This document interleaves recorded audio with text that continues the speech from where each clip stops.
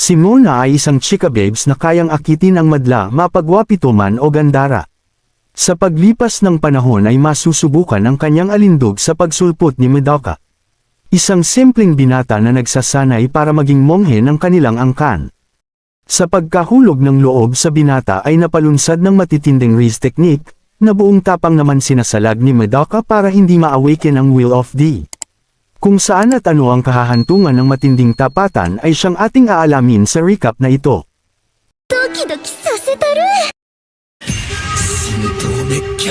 Sanggol pa lamang si Mona ay kakikitaan na ng potensyal sa pag-riz dahil sa kakaibang ningning. Elementarya pa lang ay siya na ang sentro ng atensyon dahil sa cuteness, at sa larong tagu-taguan ay nagpapahuli agad ang kalalakihan sa pag-asang mahawakan ang kanyang kamay. Sa sobrang cute, halos humiling ang madla na sila na lang ang ice cream na kinakain nito. Sa paglipas ng panahon ay naging dalaga na, at sa paggising ay humarap sa salamin upang purihin ang kagandahan. Habang tumatakbo papunta sa eskwela, hindi mapigilan ng mga tao ang tumitig lalo't mula ulo hanggang paa ay numero 1 ang mga kalidad ng binibini. Pagkarating sa silid ay umuulan ng good morning para sa dalaga, subalit sa isang dako ay may isang simangot na Madoka ang hindi niya mapasaya. Napaisip ang dalaga kung bakit ito lang ang hindi nahuhulog sa charm, at ngayon ay muling sinubukan itong kausapin. Ganun pa man ay tinakpan lang ng binata ang ilong, na waring dahil mabaho ang hininga ng dalaga. Inalok ito ni Mona na itor sa eskwela dahil bagong lipat, at sa pagkainggit ng mga loser ay sinabi ng binata na tigilan na siya ng dalaga. Sa pagka-shutdown ay tinago na lang ang inis, habang napaisip kung may limitless si Madoka dahil kayang itangke ang alindog. Nang masilip ang cellphone ng binata ay napansin na gusto nito ng mga pusa, kung kaya humanda sa pag-atake. Pumorma ito bilang cute na pusa at tinawag ang atensyon ng binata. Ito pala mga gusto mo ha, sige enjoy lang sa pagtitig. Napinsala ng husto ang mga simp subalit not cute lamang ito para sa matatag nating binata. Napuno ng inis ang silid ngunit nabuhayan si Mona nang matawag ni Madoka. Sa kasamaang palad, muli itong nakarinig ng pwede bang wag mo akong kausapin kung hindi naman kailangan.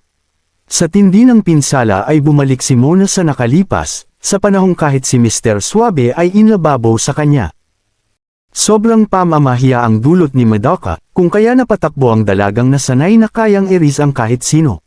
Sa kabila nito, hindi sumuko si Mona at nilunsad ang legs na nakakasilaw upang mapinsala si Madoka, ngunit paghinto ay para itong nakaamoy ng patis. Sunod pinakita ng dalaga ang shell ng tahong at nagpa-play victim, subalit ang nasilat lamang ng atake ay mga nyakol na simp. Uminit ang dugo ni Mona kaya sa klase ay nagpalusot na kailangan pumunta sa nurse office, at nagpasimple na si Madoka umano ang nais kasama. Gulat ang madla at sa ilang sandali ay nalock-in na nga si Romantiko. Pa-cute nagtanong si Mona kung may problema ito sa kanya lalo't madalas ay malamig ang titig. Itinanggi ng binata kaya sa isip ng dalaga ay panalo na, ngunit biglang lumamig ang sandali sa total concentration ng anti-Riz Hashira. Sinakop ng dalaga ang kanahan subalit doon ay natisod sila at naligay sa delikadong sandali. Kabado na si Romansa pero ang ating romantiko ay matindi ang mental focus. Matinding pinsala ang dulot nito sa moral ng chika babes na sobrang asim. Sandali itong naghanda, hanggang ilunsad ang tumatalbog na red at blue. May balik pinsala iyon kay Romansa dahil napilitan lang, kaya Madoka pakiusap malunod ka na sa pagmamahal. Subalit, sa biglang chant ni Romantiko ng Clear Mind Clear Spirit ay doon na tuluyang nagtampo ng gusto si Mona na parang bata. Dahil dito ay mahuhulog ang dalaga, ngunit sa pagbalik eksena ay niligtas ito ng kanyang romantiko. Doon ay alam na kung sino ang nagwagi, hanggang sa magkahiyaan na nga dahil sa sobrang init ng sandali. Nagpaalam si Madoka at simpleng nagpahabol ng binibini. Ipakita mo lang iyang matamis na pancake sa tunay mong iniibig. Nagdulot iyon ng kilig pinsala sa dalaga sabay tinatanggi sa isip na hindi maaari. Pagkabalik, pinasalamatan nito ang binata sa pagligtas sa kanya na ngayon ay biglang lumagkit ang titig. Nahihiya na ang dalaga kaya sa isip na baka in love siya ay hinampas ang mukha, at nagbanta na gagamitin lahat ng Riz technique para makuha ang loob ng binata. Kinaumagahan, sinimulan ni Mona ang umaga gaya ng dati habang nanatiling malamig si Madoka. Nalantad ang magiging karibal ni Mona, ngunit bitin dahil lipat eksena sa PE class. Muling nagpapansin ang dalaga subalit deadman na naman. Napaisip ito kung anong teknik ang gagana lalo't lahat ng tumatalbog ay natangke na ng binata. Doon na nito naisip ang tigang na lupa sa bataan, na handang isuko maakit lang si Madoka. Sa ilang sandali, pinakita muna nito kung gaano ka-sexy ang waistlines. Mabilis naman gumapang ang kamandag sa mga simp na malungkutin at may mga uhog, subalit lumiko lamang si Madoka at nagtiyan. Muli nagtapat ang dalawa sa gripo para uminom at nanatili ang focus ni Madoka. Ganun pa man, nang si Mona na ang uminom ay na-stun duration ito kaya natuwa ang dalaga. Aksidenteng nabasa ni Mona ang sarili, kaya habang doon na tuluyang nasunog ang binata ay nakaramdam ng hiya ang dalaga. Ang sunod na eksena ay para kay romantiko, na maginoong binigay ang suot para takpan ang malalaking pagmamahal ng dalaga. Dahil sa sexy ay ayon at kinilig na naman si Monay. Sa tabi, ay may masugid namang manunood ang tinapos ang kwento at atat na sa part 2. Samantala, nag-aalala si Madoka na baka mabantot ang suot kung saan tinawag ang pansin ng dalawang extra. Kinundi na ng mga ito ang malamig na pakikitungo ng binata sa kanilang Monay, subalit wala itong paki sa extra. Pinahinto siya ng isa kaya pinalasap ang Sigma lock ng King's Hockey. Ganun pa man, doon na niya pinagtapat sa dalawa ang pagsasanay para maging monghe, kaya naintindihan ng mga extra na kaya pala malamig ito kay Mona. Dahil bawal maging malagkit sa chicks ay hindi nakaamoy ng halimuyak sa pagkabata, kaya hindi alam kung paano umakto kay Mona. Sa kabila nito alam ni Madoka sa sarili na sobrang asim ni Mona, at sa pag-alala sa matitinding wrist technique ay napautok sulayuan mo ako. Labanan na ito ng tawag ng pagnanasa at tungkulin sa templo, kaya naman ang bida natin ay todo na sa pagchant ng evil demons began. Pinaalala nito sa sarili na pagsubok lamang ito, at dapat niyang lampasan lahat ng mga wrist technique ni Romansa. Sa pagbalik ni Mona sa shirt, ay nangris na kung gusto raw ni Madoka na naiwan ang kanyang bango. Kung kaya sa osel na clear minoy, clear likot ay doon sumandig ang binata. Sa art class, si Mona ang napiling modelo kaya nag-post ng ginataang ubod ng nyog. Gustong malaman mga aswang ang lasa noon habang hindi nagpatinag si Madoka sa tawag ng tentasyon. Determinado si Mona na mabihag ang puso ng binata, kaya pabirong sabi nito na gagawin ang anumang pose na naisin nito, liban lang sa pagtanggal ng takip na makaka-awaken ng Will of the. Gaya ng dati ay mga extra lang ang napinsala kaya inipon ni Mona ang ore para mag-research sa mga forbidden wrist technique. Habang matindi ang pakikipagsagupo ni Madoka sa sarili, ay nilunsad ni Mona ang sariling variation ng ice cream pose na halos ikasunog ng binata. Pinadaloy ng binata ang maitim na curse energy, para tanggalin ang kal-ikot hanggang maibalik ang focus. Sa isang dako ay may isang cutie naman ang pasulyap-sulyap kaya ninas ang modelo nito. Nagtanong ang dalaga kung saang part ang ginuguhit ng binata, na sumagot na sa leeg at sobrang makinis raw ito. Nagsimulang maon ang switch ni Mona ngunit nagpatuloy si Madoka sa pagguhit, kaya nang di nakayanin ang hiya ay tumakbo na itong mabilis at lumabas. Nagmuni-muni ang dalaga at sa isip nito ay unfair ang binata, pagkat siya ang gusto manris pero nais lang ng simpleng titig. Ang di niya alam ay gayon din ang binata, na ngayon ay di na maitago ang pinsalang dulot ng kanyang alindog. Sa muling pagtatagpo sa library ay nag-request si Mona na mag-share sa librong kailangan sa assignment, subalit nagpaubaya si Madoka dahil di kaya ang cuteness at lambot ng kamay ng dalaga. Sa gitna ng inis, nahuli ni Mona ang kanyang stalker na tumakbo. Nagpumilit si Mona na makatabi ang binata sa pagbabasa, nagpatuloy ito sa chant, nagsimp ang mga extra at nang stalk ang stalker. Doon na namaling akala ang dalaga na baka si Madoka ang ini-stalk ni Haruno dahil crush ito, na nagdulot ng pag-aalala sa isip na maaagawan. Hindi siya makakapayag na maagawan ng romantiko kaya handang ibigay ang 100% para sa digmaan ay manalo. Hiniram nito ang salamin ni Rias sa DXD, sabay nag-wrist technique sa pagkape. Unti-unti nang nahuhulog ang binata sa patibong, nang pasundan iyon ng sungkit wrist para abutin ang kanyang manoy. Ubus lakas na ang binata para italya ang tentasyon, ngunit determinado si Mona na mapasuko ito at malagyan ng bakod. Ano romantiko, type mo ba? Ang binti mo sinusungkit ang sandata ko, sabay alis at kunwari ay sigma. Dismayado ang dalaga sa resulta at sa pagngiti ng stalker ay nakumbinsi na natutuwa ito dahil gusto si Madoka. Matapos cheer ng fans ay sumugod na sa munting hardin para mag-imbestiga sa karibal. Doon niya napagtanto na good Samaritan ito at responsable, dahil bukod sa pagdilig ng halaman ay ginagawa ang iba pang gawain ng walang pag-uutos. Asar talo ang dalaga kaya sinubukan hanapan ng depekto si Haruno sa pisikal na anyo, subalit kahit doon ay excellent ito. Di man sinlaki ng kanya ang siopaw nito, ay perpekto naman ang pagkaluto na pinuri pa nga ng mga kaklase. Si Haruno ang mahinhin type na kabaliktaran niya, kung kaya nagplano para hindi maagaw ang kanyang Madoka. Sunod binigay ng extra ang pinabaylang latest volume ng Spy X Family ng dalaga, kung saan nakatanggap ng I love you kaya atuboy ang extra. Habang enjoy ang binata sa aliwalas ng rooftop ay doon na pinalipad ni Mona ang kanyang panyo. Pagkapulot pa lang ng binata ay nilapitan na ito at nagpasalamat sa mahinhing paraan. Nagpatuloy ang kanyang malaanghel na galawan, subalit nang sasabihin ng ang kabaitan ni Madoka ang side na nagpaibig sa kanya ay naligwak. Sadyang di niya makayanan ang kilig, kaya nandris na lang sa pag-ihip ng hangin at tinawag na niya Cole ang binata. Todo tanggi naman ang binata, ngunit mas conscious na pala ang isa kaya napa-atres bigla. Isang buwan na ang lumipas at botohan na sa magiging class rep, ngunit nanatiling ini si Mona dahil di marais si Madoka.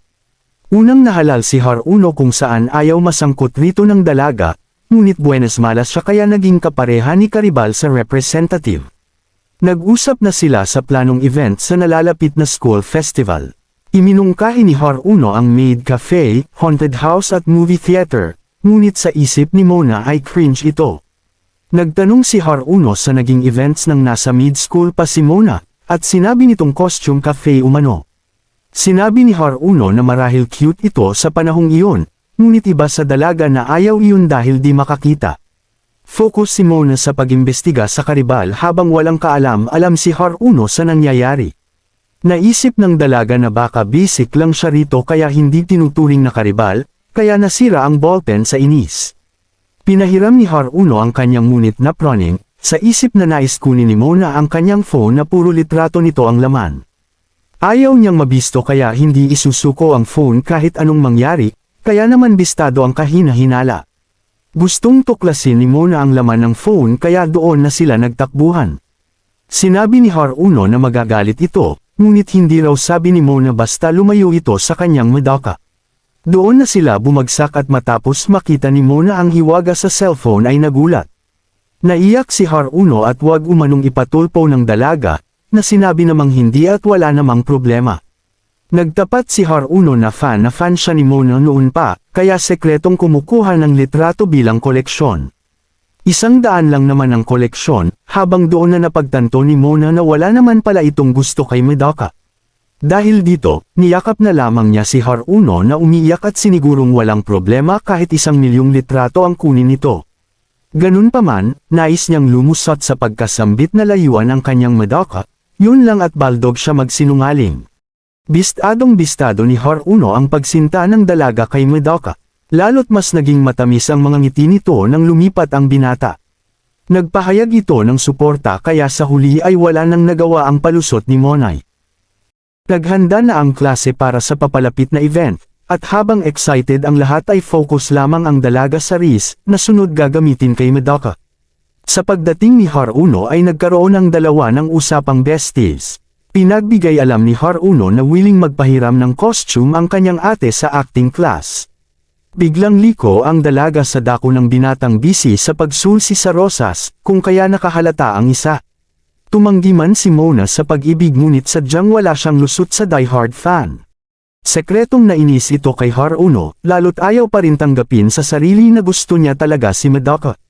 Matapos ito, pumunta sina Mona at Haruno para tingnan ang mga costume. Nais ipasuot ni Haruno ang maid outfit, ngunit next episode na lang daw sabi ni Mona. Sunod na kwento ni Haruno ang patungkol sa isang legend, isang daanan para sa mga tinadhana o ang Bridge of Love. Dulot ng pagtataka, pinakita ni Haruno ang isang daanan na di umano. kapag naghawak kamay doon ang sinumang magkapareha sa school festival ay magkakatuluyan. Kilig na kilig si Haruno habang dedma lang ang dalaga. Pagbutihan mo kay Madoka, mga salitang nagpainis kay Mona. Sunod dumating ang isang extra at tinawag si Haruno para sa isang task. Sinamantala na ni Mona ang sandali para pumili ng mga outfit na babasag sa depensa ng binatang immune kuno sa Riz. Mula sa isang maasim na multo, matamis na maid, pulis na puputukan ka, at sa matikas na butler. Magkaganon pa man ay ito ang napili, walang iba kundi ang Bunny Girl Senpai outfit ni Mai Sakurajima. May hiya naman ang dalaga na mukha siyang ulam rito nang biglang sumulpat ang binata. Parehong napinsala ng husto ang dalawa. Kung saan nagtanong si Madoka kung bakit napakasinigang ni Mona sa asim. Sinabi ng dalaga na naghahanda lamang sa event, at ayon naman sa isa ay pinapunta lang siya ng guro para sa paperwork. Painit ng painit ang sandali nang makadinig ng boses papasok sa silid. Hindi kakayanin ng dalaga ang hiya pag nabisto ni Haruno kung kaya dinakat ang binata. Sa pagpasok ni Haruno ay bunny ears lamang ang natira, pagkat ang dalawa ay nagtago sa masikip na silid. Kabado na si Mona at sa paghaplos ng malalaking pagmamahal ay nasubukan ang tatag ng binata. Tiniis ni Romansa ang pagkahiya habang nag-chant si Romantiko ng Clear Mind Clear Minoy. Ako mismo ang limitless void, sambit ng binata habang nakikiliti si Romansa sa kanyang hininga. Doon na dumating ang kabigan ni Haruno, kung kaya sa wakas ay nakaligtas sa bingit ng paglampas sa mga limitasyon. Umaasa si Mona na nakapagdulot ng pinsala, ngunit pinaasa na naman siya ng anti-Riz Hashira. Naisip ng dalaga na bumaba pa ang halaga niya sa binata dulot ng suot, sinabing di naman talaga cute ang suot. Nagpalusot ito sa pagkarinig ng binata subalit sadyang halata. Sa di inaasahan na sambit ni Madoka ang salitang ang cute mo. Kinilig ang isa habang sa pag-alis ay nagpaalala ang binata na masyadong nakakagutom ang sinigang sa asim na bunny outfit. Cuteness overload ang ayaw umamin sa pag-ibig at gayon din ang binata, na muling pinaapaw ang curse energy para tanggalin ang Riz effect. Kinabukasan ay matamis ang ngiti ng dalaga, sa isip na tuluyan ang nabihag ang lalaking immune kuno sa kanyang alindog. Binati niya ito ng magandang umaga subalit, muli niyang natikman ang Sigma look. Sa wakas ay oras na para sa school festival, at masayang naglingkod ang mga dalaga sa katauhan ng isang bunny. Sa inaasahan ay takaw atensyon si Mona kaya napakuha si Haruno. Sa tabi ay pinakilala si Shirahama na kinumbinsi si Asahi, na mag-moves na sa Madoka nito para di maunahan. Tila shy girl naman ito kaya duwag, hanggang lumipat sa kusina ang eksena. Nagluluto doon ang binata at sa pagdating ng iba pa ay nag-switch sa iba para magluto. Humirit ang simp para magpapalit ngunit shutdown ang inabot. Sinamantala naman ni Mona ang pagkakataon at inaya si Madoka para mag-break kasama siya.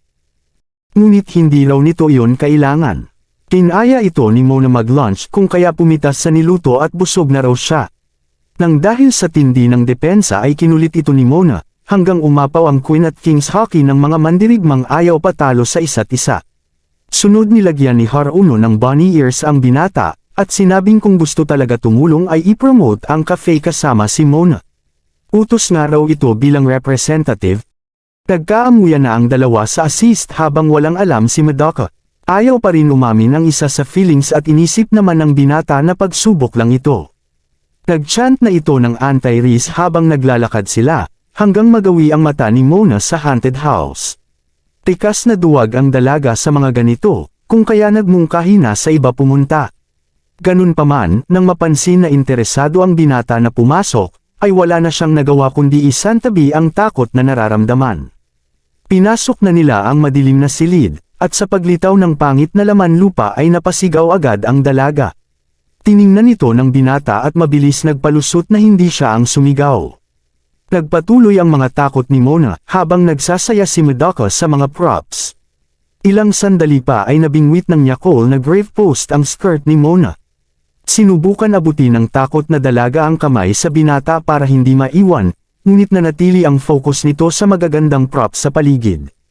Sa pagkahawak sa shirt nito ay doon na nakita ng binata ang legs na nakakasilaw.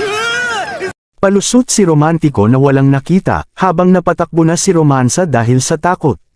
Focus naman si Haruno sa pag-imagine sa kaskusan ng dalawa, kaya ayon at sunog ang luto.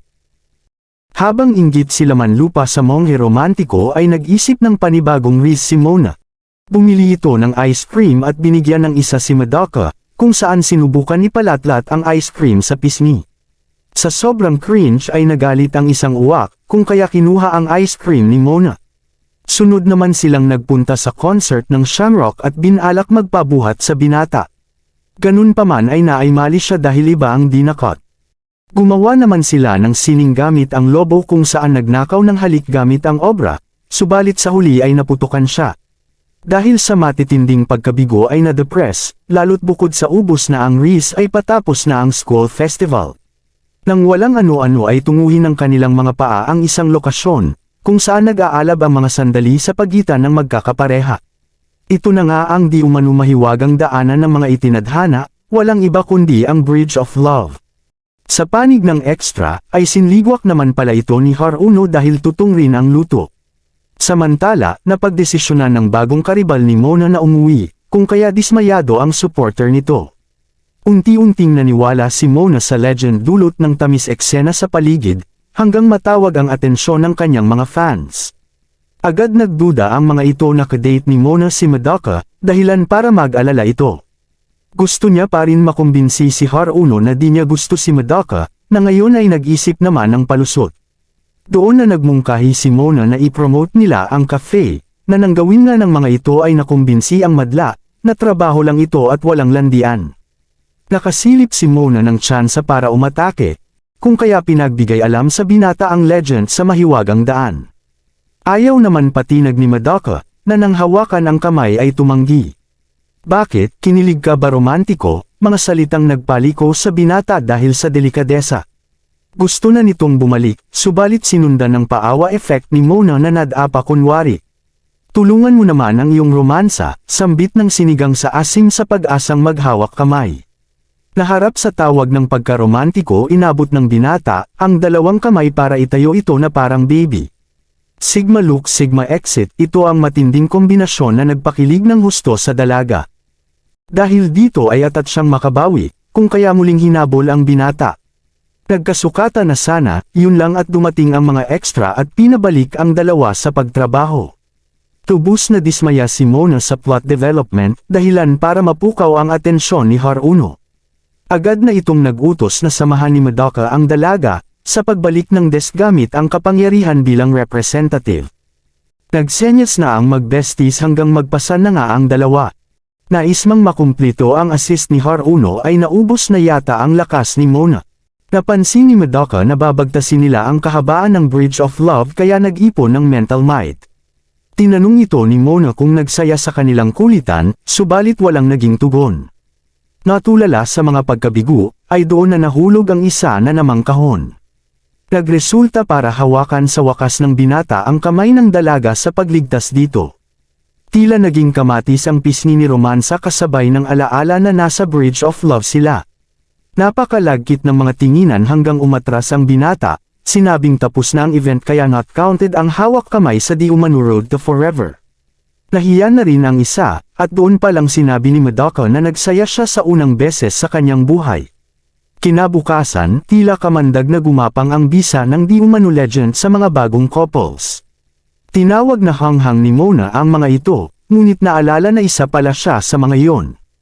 Kinumusta ito ni Haruno sa love route, sumagot na ayos lang naman. Ganun pa man, sa pagdaan ng binata na huminto bigla ay nagtago sa isang dako. Hindi alam ng dalaga na in love na kasi siya, kaya matapos maibalik ang estado ay nag-good morning kay Madoka.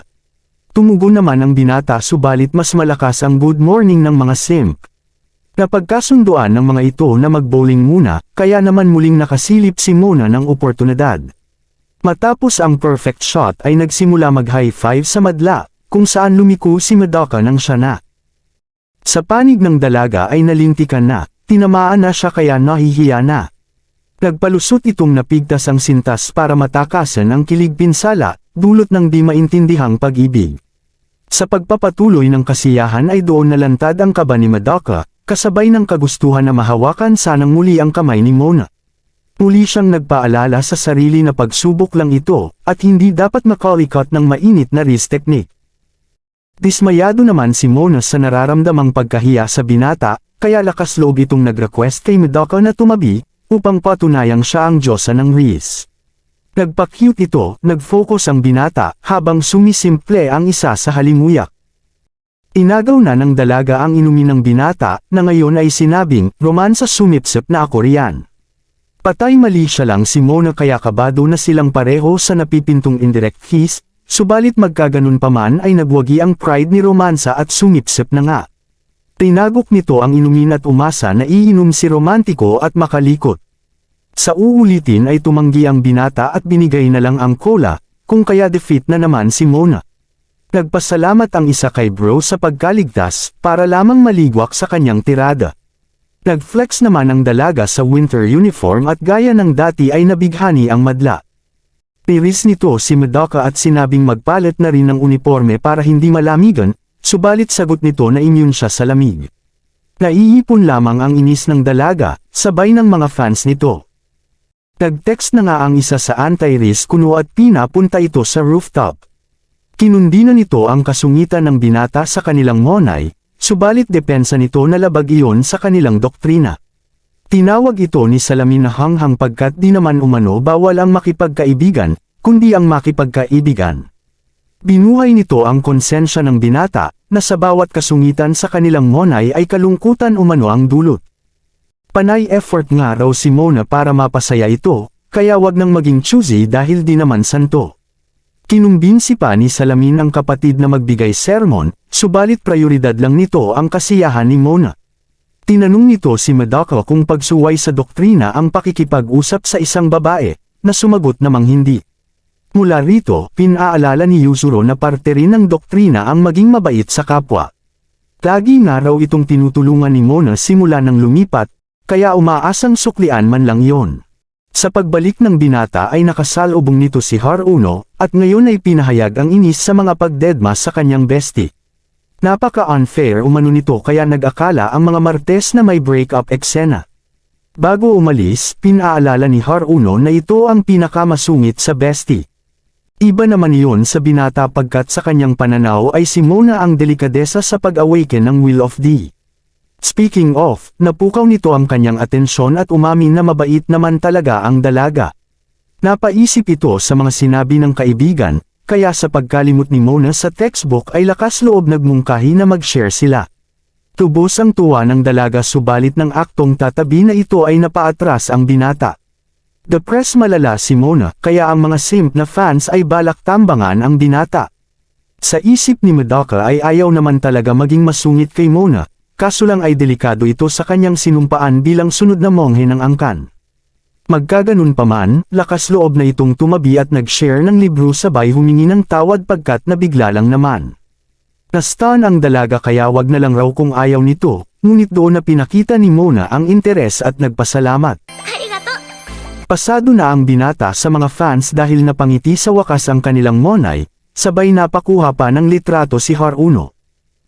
Kinabukasan, habang papunta ang dalaga sa paaralan ay nagdala ito ng payong pagkat malakas ang buhos ng ulan. Sa ilang sandali, nakita nito ang binata sa isang sulok na tila basang sisiw. Nang tanungin ito ay sinabing habang naglalakad ay nakita ang isang pamilya ng pusa, kung saan sinuko ang payong dahil cute. Dahil dito, nakakita si Mona ng oportunidad kaya nag-alok na mag-share sila ng payong. Dulot ng hiya napasigmalok ang binata, subalit nang maisip ang sinabi ng kaibigan ay pumayag din. Nagmungkahi itong siya ang magdadala ng payong, na pinayagan naman ng dalaga. Sandaling nagkaroon ng sweet moment hanggang sa napansin ni Mona na nababasa pa din si Madoka. Natantong gentleman ito, lumapit ang dalaga at hinawakan ang kamay ng binata. Ganun pa man paulit-ulit itong lumalayo dahil sa hiya, hanggang sa muntik pang mauntog sa poste. Pinakalma ni Madoka ang sarili habang sinabi ni Mona na lumapit ito para hindi mauntog. Pagkarating sa labasan dumaan sila sa mapunong lugar upang maiwasan ang pagkabasa. Sa kanilang lakad ay napukaw atensyon sa mga the moves ni Asahi na naglalaro ng basketball.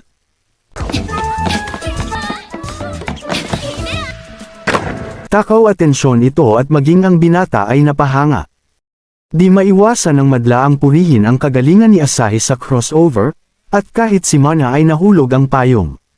Nagresulta yun upang mapunta dito ang atensyon ng madla kasama na si Asahi. Sa pagtaman ng mata kay Crush ayon at nasaktan a fool sa kilig. Di sinasadyang tinungo ng bola nito ang mukha ni Mana, kung kaya umaksyon na si Madoka para sa romantikong eksena. Matapos makabangon humingi ng paumanhin si Asahi, subalit sinabi ni Mana na siya dapat ang humingi ng paumanhin. Biglang pihit si Asahi ng oo nga at sa bench raw dapat ito nanood at hindi nagtina nga. Nagpayo ang mga kaibigan nito na irespeto ang senior subalit wala itong paki. Nagpakabait sana si Mana at umalis, ngunit pinigil ni Asahi at sinabing gusto itong makausap sa sulok. Nagtanong ito sa relasyon ng dalaga kay Madoka na sinabi namang magkaklase lamang sila. Malakas ang intuition ni Asahi at alam ang palusot, kung kaya harapan nagtanong kung magkasintahan ang dalawa. Muli itong tinanggi ni Mana kaya nainis si Asahi, na ngayon ay dinakot na ng mga kasama. Habang papunta sa paaralan, nagtanong ang dalaga kung kilala ng binata si Asahi na sumagot namang hindi. Nagtataka ang dalaga kung bakit tila kilala ni Asahi ang binata, hanggang sa mabuo sa isip na gusto nito ang kanyang gusto. Sandaling nagpaalam si Madoka para magpalit, at habang naiwan ito mag-isa ay nag-isip kung paano ipapanalo ang laro laban kay Asahi. Sa silid kinunan ito ng litrato ni Haruno na kanya namang tinanong ukol kay Asahi. Ayon sa bestie na bukod sa ganda ay sikat ito, pagkat first year pa lang ay ace player na sa basketball team. Sunod na kisali ang mga Martes at sinabing top 1 din si Asahi sa klase, kaya doon na sikretong kinabahan si Mana na malakas pala ang build-up ng karibal. Ayon pa sa Martes na kung si Mana ay cute beauty, ay cool beauty naman si Asahi na sadist pa. Nais nang limutan ni Mana ang usapang Asahi, subalit di sinasadyang bumisita ito sa kanya upang ipagpatuloy ang naudlot na usapan. Ganun pa man, nang makita nito si Madoka ay naging kamatis ang mukha dahil sa kilig. Sa pagkaalala dito ng binata ay doon na tuluyang iniwanan ng lakas at bumagsak sa sahig. Dahil maikli ang suot ay nakitaan, at sa pagsigaw ni Mana ay saka palang tinakpan ang bataan. Napatsyant ang binata kasama ang isa, habang bago umalis ay nagdeklara ng love is war si Asahi kay Mana. Kinabukasan ay maulan pa rin at sadyang napapaisip si Mana sa digmaan laban kay Asahi. Nang bigla, nakita na naman nito ang karibal na matalim ang titig kung saan muling kinilig nang makita ang kanilang iniibig. Sinabi ng binata na siya na ang magtatawag kung may gusto itong makausap, samantala hindi man lang makapag-good morning ang isa sa kilig. Hindi papatalo si Mana at nag-flash step sabay good morning, sunod pinapasok si Madoka pagkat ang klase ay mag-uumpisa na. Dahil dito, pinabalik na rin ng binata si Asahi na tila kamatis na robot sa pag-alis. Sa silid, nadinig ni Mana si Madoka na sinasambit si Asahi, dahilan upang mainis ito na kumintal na sa ibig ang karibal. Samantala napakwento si Asahi kay Shirahama, na sinabi namang kung wala talagang gusto dito si Mana ay open game na. Sunod narinig ng mga ito ang team gang na pinag-uusapan ang sexy pick, kung saan nagpayo si Shirahama na mag-aral ito ng wrist technique. Sa pay class ay nakatakdang maglaro sina Mana ng basketball, at balak nitong magpakita ng dalawa na kikintal kay Madoka at bubura kay Asahi. Well sa ponytail wrist pa lang ay tila na crossover na ang madla sa charismang taglay nito. Naunang maglaro ang Brosco at napatsihan ang binatang ligwak ang laruan. Nang si Mana na ay napasaksak ito sa Eurostep at talagang napahanga ang madla.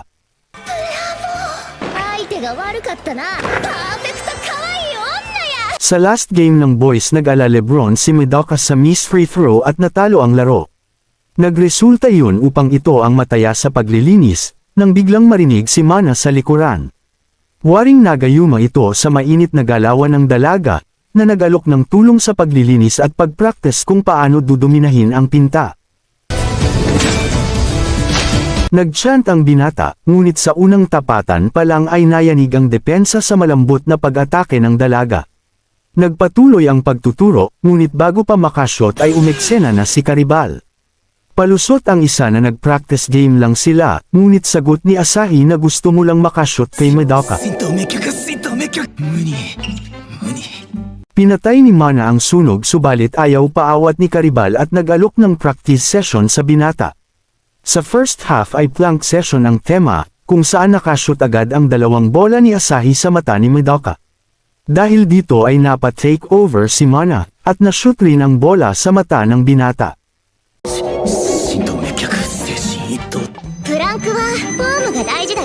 Sa second half napatanong na si Asahi kung ayaw ni Madoka sa maliliit na bola, nagresulta upang masunog ito at i-eject ang sarili sa basketball game.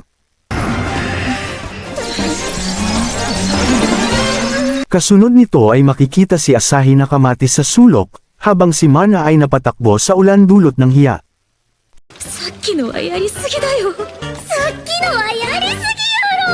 Kinabukasan, nadismaya si Mana pagkat absent si Madoka kaya hindi malulunsad ang raise technique. Dito na sinabi ng Team Gang na maaaring nagkasakit ito dulot ng umulan kahapon. Nasambit nito na iniwan ng binata ang mga gamit at parang Team Ang na tumakbo pa uwi. Nawirduhan ito subalit hindi si Mana na alam kung ano ang dahilan noon. Hindi nito inasahan ang galawan ni Karibal at naisip na maaaring siya ang dahilan ng pagkakasakit ng binata. Narinig nito ang Team Gang sa pagbisita sa binata na umano mag-isa sa apartment, at gayon din si Asahi na stalker. Naisip din nitong siya ang dahilan kung ba't nagkasakit ang ibig, kung saan nagpayo ang kaibigan na bumisita ito dahil libre naman ang oras. Samantala, umeksena na naman ang Team Gang at pinuri ang ganda ng isang cosplayer. Ayaw ito ni Asahi, ngunit ayon sa kaibigan na sandata iyon upang makuha si Madoka. Sunod pumunta ang Team Gang upang bumisita sa monghe romantiko, at nag-spy mode muna si Mana. Habang papasok ang dalawa, nag-antay lamang ang dalaga na inabutan ng Karibal. Bakbakan na naman ito, at sa unang sabak ay simpleng nagtanong ang isa kung malapit ang bahay ng Karibal doon. Direkta si Asahi na si Madoka ang pakay, niliwanag na wala itong say pagkat hindi naman kasintahan ng binata. Nagalit si Mana pero piniling magpakyot, habang sabi ni Asahi na stalking equals love feelings. Sa silid nagkumustahan ang mga brosko at sa pag-alis ng Team Gang, mga romansa natin ay sumugod na sa digmaan. Nagtanong ang binata kung paano siya natunton, ngunit piniling magsekreto ni Mana. Nag-good morning si Asahi na nahihiya pa, at sa pagpasok ng dalawa ay kinabahan si Madoka. Ngayon lang kasi may nakapasok na halimuyak sa apartamento at dala-dalawa pa. Muli itong iniwanan ng lakas subalit pilit binalik ang estado, para sabihing ayos siya kaya maaari nang umalis ang dalawa. Nilunsad ni Mana ang Alyamov at sinukat ang temperatura ng binatang kabado. Napaatras ang ating bida habang nainis si Asahi na naisahan siya. Willing si Mana na iners ang binata at ganun din si Asahi, hanggang manumbalik ang sigla nito. Pagpasok sa silid agad na tanto ng dalawa na amoy Madoka ang kwarto. Sunod binigay ni Asahi ang magic bottle kasama ang groceries upang manatiling hydrated ang binata.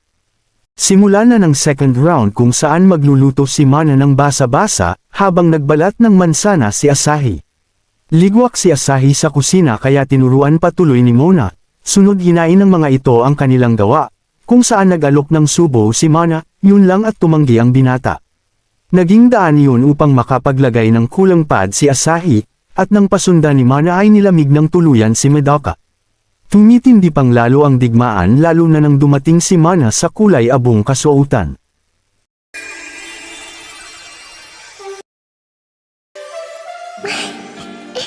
Eto na nga ang nurse outfit na sobrang init. At sa Raiden move na ito ay tila nahiwa agad ang binata ng likot enhanced thermo sword.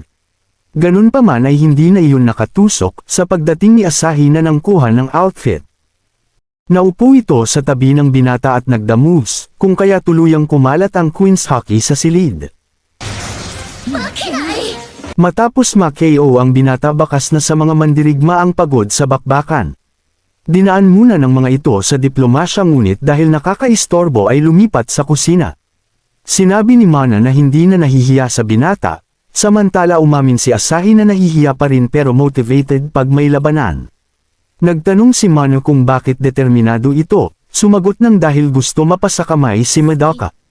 Ayaw itong tanggapin ni Mona pagkat sa Riz lang magaling pero inosente pala sa pag-ibig. Niliwanag ni Asahi na gusto ito sa espesyal na antas, gaya ng gustong maghawak kamay at maghalik. Tuluyan itong nahiya sa sarili kaya minabuting bumili ng palamig sa labas. Naupo si Mana sa tabi ng binata, at doon napagtanto kung ano ang kayang gawin ng power of love.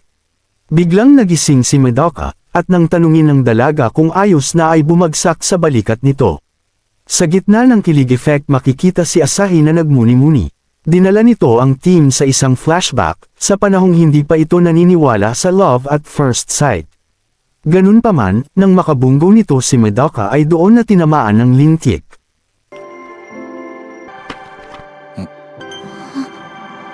Balik sa dalawa, napagtanto ni Mana na nag-sleep hagang lang si Madoka. Sobrang pinsala na ito kaya pinahiga ang binata, ngunit nang makita ang lips nito ay may biglang na-awaken sa ating romansa. Dahan-dahan na itong lumapit para sa kiss, ngunit natauhan at umatras bigla. Pagliko ay naroon na si Asahi. Naagad kinundi na ang paggamit nito ng pinagbabawal na Riz. Pinatahimik ang mga ito ng binata kung kaya sa labas ay doon silang nagtuos. Tinawag na sinungaling ni Asahi si Mana, pagkat ang galawang ipinakita ay hudyat na umiibig ito sa binata. Sumigaw ito kaya pasigaw rin sinabi ni Mona na nais lang makuha ang atensyon ng nag-iisang anti-Riz kuno. Alam naman ito ni Asahi, pagkat sa lakas ng depensa ni Madoka ay mahihirapan makapenetrate kahit ang cutest waifu. Sa kabilang banda, naisip nitong in love talaga ang karibal at maaaring inosente lang ito sa feelings. Gaya lamang iyon ang unang encounter kay Madoka, at sa ilang sandali lamang ay nagmungkahi na mag-impake at umalis na. Siniguro nito na kanila lamang ang napag-usapan at siya ang mananalo sa digmaan ng pag-ibig. Sa gabi ring iyon, nagising ang binata at nakita ang luto at love you ng dalawa. Kinaumagahan na boring si Mana na wala ang my love, samantala sinabi ni Asahi na sumasakit ang puso sa pag-aalala sa binata at nais nang gumaling ito. Nag-play cute si Mana pero sekretong nainis sa progress ng karibal, bagay na pinatigil naman ni Asahi dahil halata ang acting. Sunod dumating ang team gang at nagtanong sa pakay ni Asahi. Kinabahan si Mana lalo nang magtapat si Asahi na sabay silang pumunta kay Madoka. Pinamalas nito ang galing sa paggawa ng istorya, habang nakaabang si Haruno sa umiinit na eksena. Alam nitong magkaribal ang dalawa, kaya hindi maisip kung bakit mas friendly si Mana kay Asahi kesa sa kanya. Sumali na ito sa usapan at nagpakita ng selos, sunod dumating ang binata. Nagpasalamat ito sa mga bumisita at nang kumustahin ni Asahi ay nagselos ang isa. Agad umalis si Asahi at sa pag-upo ni Madoka ay nalubos ang pagka-stress ni Mana. Hindi pa kasi nito alam ang love feelings pati ang selos. Nang may sasabihin sana ang binata ay nakaramdam ng hiya, nagresulta upang magpalusot na busy. Halatang inosente nagpatuloy ito sa mga pag-iwas, ngunit nagpatuloy makipag-usap ang binata. Napatakbo na ito pagkat hindi malaman kung ano ang nararamdaman, hanggang sa mabanggo ang binata. Tatakas pa sana ito subalit hilo na kaya bumagsak bigla. Sa paggising ay tumambad ang binata. Pinaliwanag na nagkalagnat ito.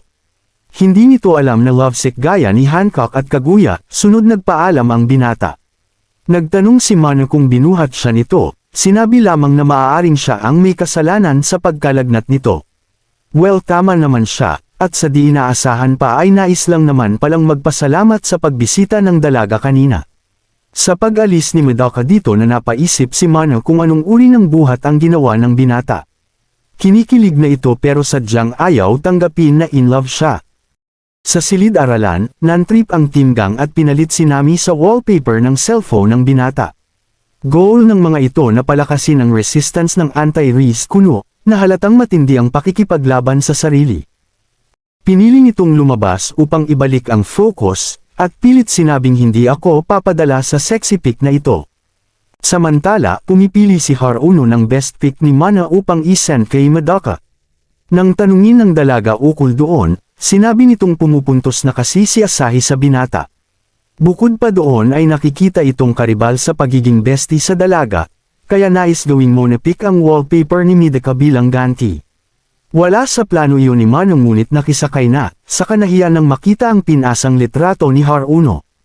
Kinilig kasi ito doon kaya nais ipa-unsend ang litrato, ngunit sa buenas malas pa ay nalobat ang CP ng bestie. Nagresulta yun para mapilitan ng dalaga na umakto at i-delete ang nakakahiyang litrato anuman ang mangyari. Nag-ikot ito sa buong paaralan at hinanap si Midaka kung saan umulan ng papuri sa bawat dakong mapuntahan. Sa panig ng binata, nahihirapan na ito laban sa sarili at nang buburahin na sana ang litrato ay doon natanggap ang litratong sinend ni Haruno. Piniling itong buksan iyon sa sikretong silid at baka kung ano ang laman, habang walang kaalam-alam na nasa tabi lang si Mana. Nang bubuksan na sana iyon ay doon na dumating ang dalaga na nagresulta upang ma-KO sa gulat.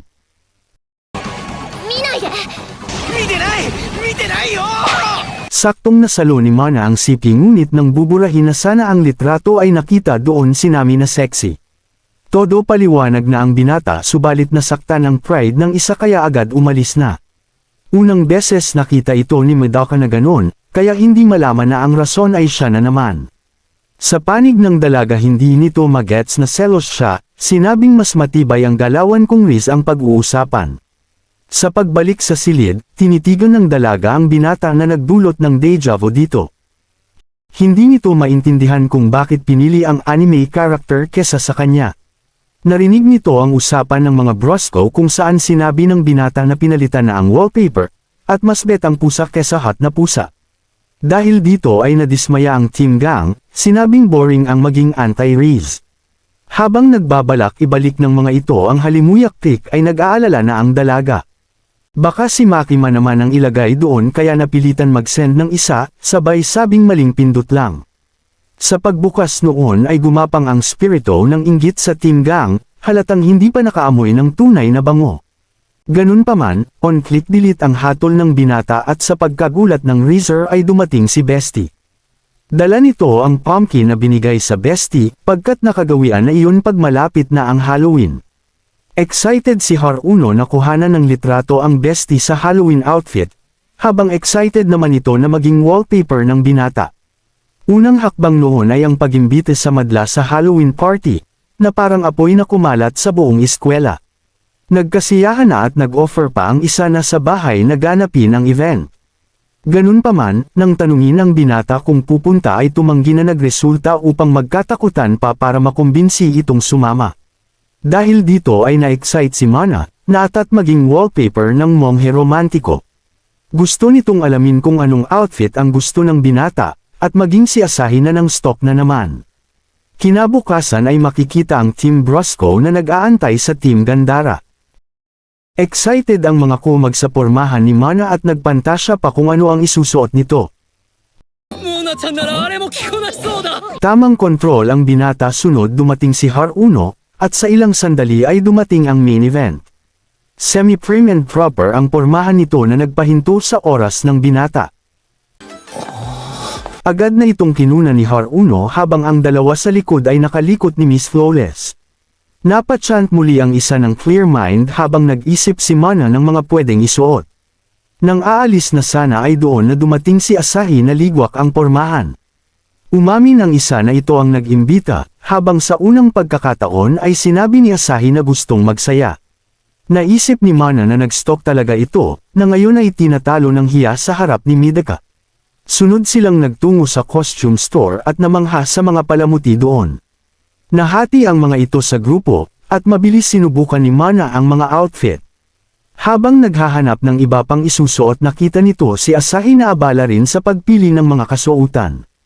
Confident ang dalaga na siya ang magwawagi sa outfit war, sunod nagpakita si Shirahama upang tulungan si Asahi na ligwak. Lumalabas na magkasabay ng stock ang mga ito at sa unang testing session ay non-trip si Shirahama. Balik kay Mana nakita naman nito ang Team Gang at silensyong nagmasid kung anong outfit ang hilig ng binata. Sa wakas ay heto na't binuksan ng isa ang usapin tungkol sa outfit na gustong makita sa mga babae. Na-excite masyado ang dalaga buti na lang at nakapagtago bago mahuli. Kaya, nang tunguhin na ng binata ang pinagtataguan ay mabilis umalis nang biglang masagi ang hanger. Pinuntahan ito ni Midaka at maswerteng di nahalata ang horse costume na balat kayo.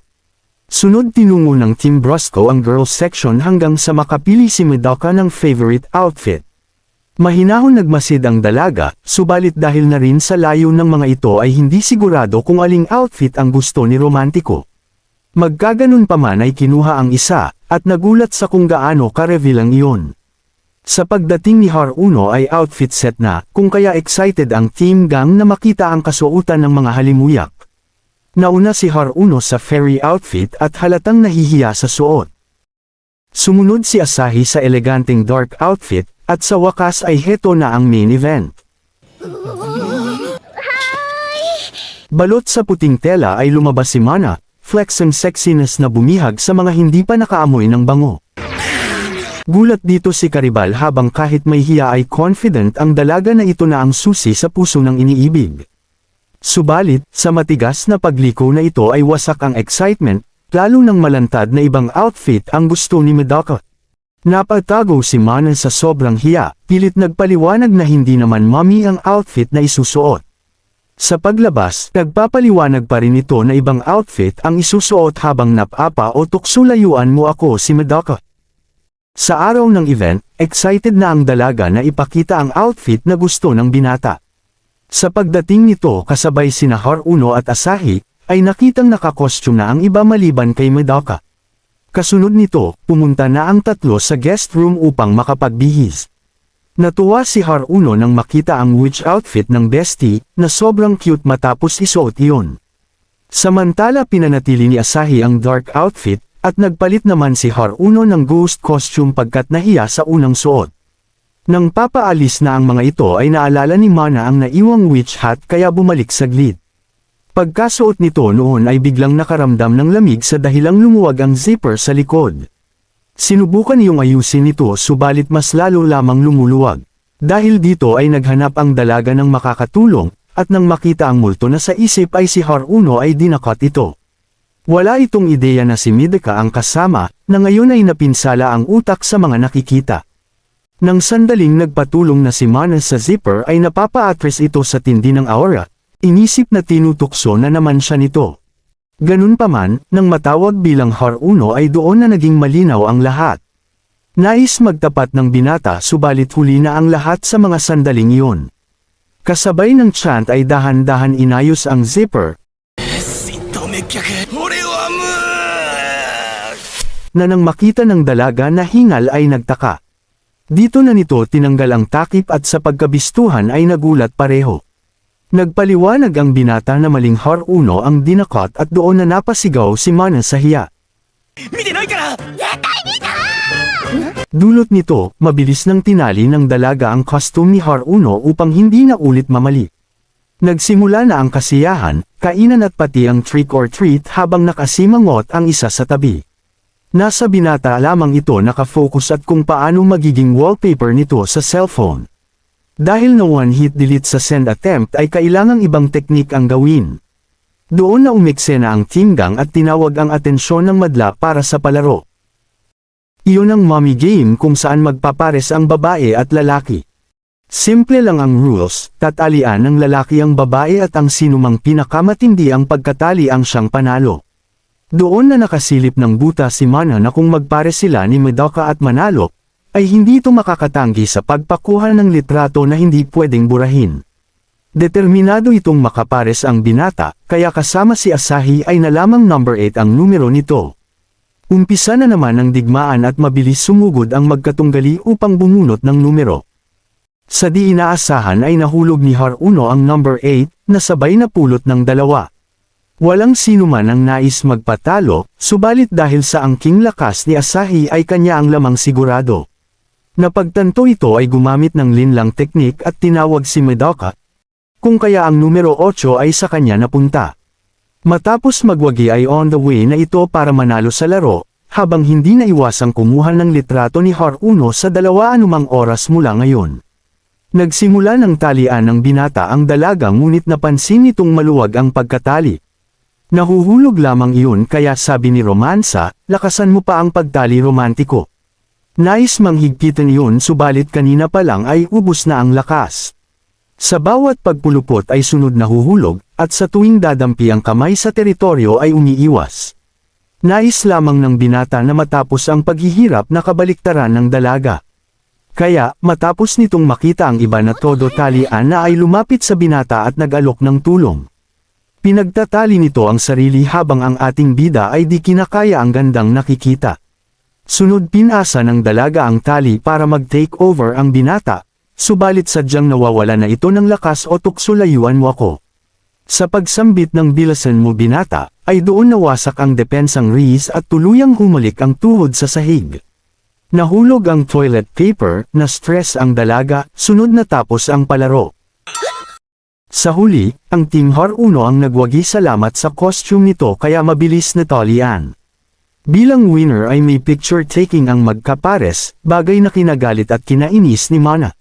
Samantala, maraming chicks ang na-interes magpa-picture kay Madoka at pinayagan naman nito. Naintriga dito ang dalaga at habang isa-isa nagpakuha ang mga kagandahan ay di maiwasan ng binata ang kaba. Nainis na si Mana kaya napasugod bigla, subalit nang kukuha na ng litrato ay mabilis sinara ng binata ang costume. 101% ang resistance nito kaya lalo lang nabueset ang isa. Sa oras ng group picture, di sinasadyang nagtabi ang dalawang ngunit kahit ganoon ay sadyang wala ng gana ang dalaga. Habang kukuhanan na ang mga ito, tinawag na stupido ni Mona ang binata. Saktong nakatingin ito na nag-aalala, kung saan matapos makunan ay sila lamang ang may issue sa group picture. Mapapaiyak ang dalaga sa kwarto sa pagsapit ng gabi, at kinabukasan ay nabahala naman ang binata. Sinabi nito sa Team Gang na maaaring nagalit si Mana sa pag-iwas sa picture taking, kung saan nadismaya ang mga ito. Pinakita ng isa ang group pic at nalantad doon na talagang may something sa mga ito. Nagtapat si Madoka na tinawag siya nitong stupido, bagay na nagpakumbinsi sa Team Gang na talagang galit ang dalaga. Nagilty ang binata at inamin na sa sandaling iyon ay may pagkakamali siya kaya gustong humingi ng paumanhin. Ganun pa man, sa simpleng makita pa lang ito ay di maiwasan ang kaba, kung kaya sumuporta ang mga kaibigan. Sa kasamaang palad ay naduwag ito at tumakbo, kung saan naisip ni Mana na baka may issue rin ito sa kanya. Sa oras ng klase, nag-assign ang guro ng mga sweepers. Naging positibo si Mana na pwede naman ayusin ang problema kahit kailan pagkat magkatabi naman sila. Sa di inaasahan ay naging pares ito sa paglilinis kaya nakasilip ng liwanag si Mana.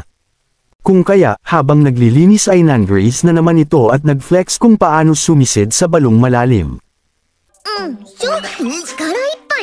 Sa isip nito ay maaayos noon ang isyo, subalit mali pagkat nais lumipat ng lugar ng binatang ayaw padala sa tukso.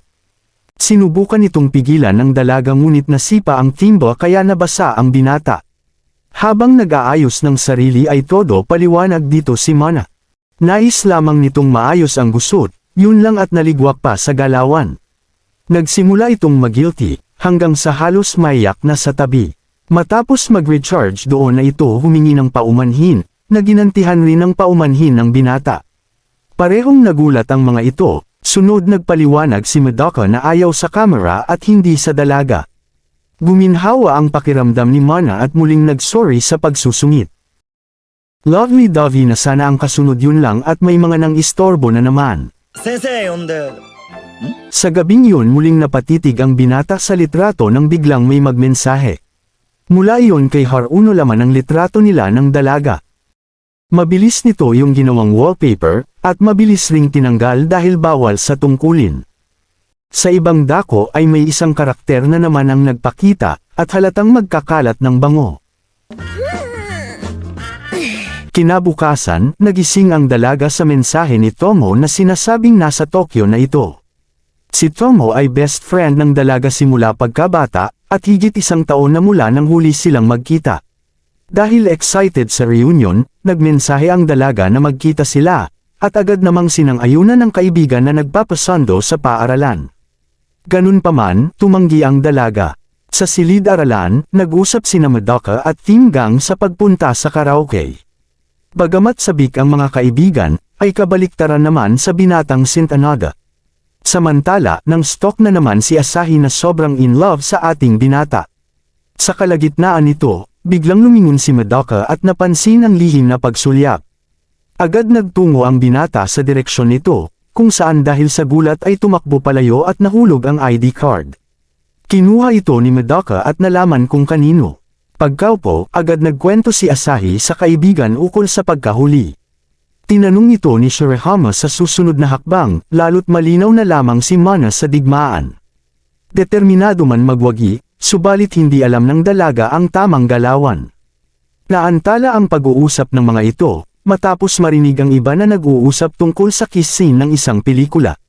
Dahil dito, nagmungkahi si Shirahama na magnakaw ng halik ang kaibigan, sa gayon ay dito malilimutan ni Madoka. Kasunod nito, biglang lumitaw ang binata sa labas na hinahanap si Asahi. Nagulat ang dalaga, at kasabay ng pagbalik ng card ay ang realisasyong nahulog niya pala yon. Bago pa makaalis, pinigilan ni Shirahama si Madoka at tinanong ito kung libre mamaya. Sinabi nitong ililibre ni Asahi bilang pasalamat, na kahit pa tumanggi ang dalaga ay wala ding nagawa. Bulong nito na ito na ang tamang oras upang magnakaw ng halik. Pumayag naman ang binata sa isip na normal na tanghalian lamang iyon. Samantala, napansin ni Haruno na good mood si Mana kaya tinanong ito kung bakit. Ibinahagi ng dalaga ang pagdating ng best friend na kababata at ang magaganap na hangout mamaya. Excited itong makita si Tomo, kasabay ng pagtataka kung bakit ito nandito gayong hindi pa bakasyon. Samantala, magkasama ng kumakain ng tanghalian sina Madoka at Asahi. Chill lang ang binata habang kumakain, habang si Asahi naman ay kabado at hindi makapaniwalang na solo na ito. Sinubukan itong makipag-usap, subalit OA masyado ang mga topic. Sa inaasahan ay ganun din ang binata, pagkat ngayon lang may nakasamang chick habang kumakain. Nahihirapan tumitig ang dalaga sa sobrang kilig kung kaya nagdesisyon nitong i-blindfold ang iniibig. Sa wakas ay na-enjoy din ito ang pagtitig, subalit sa kabila ng kasiyahan ay may pagnanasa ang nangingibabaw. Ayaw nitong indirect date lang, kung kasintahan siya ng binata ay mararanasan ng ganito araw-araw. Muli nitong naalala ang sinabi ng kaibigan na nagbigay lakas, nasambit ang hindi pagkakaroon ng sapat na oras kasama ang binata sa Halloween party. Nagdesisyon itong makipaglaro ng trick or treat, kung saan nasiwa ang binata pagkat wala namang maitay-treat at hindi rin makikita ang tricks.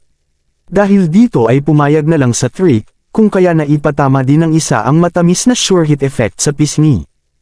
Napapatanong na lang ang binata sa ginawa nito, subalit ang dalaga ay minabuti magsekreto.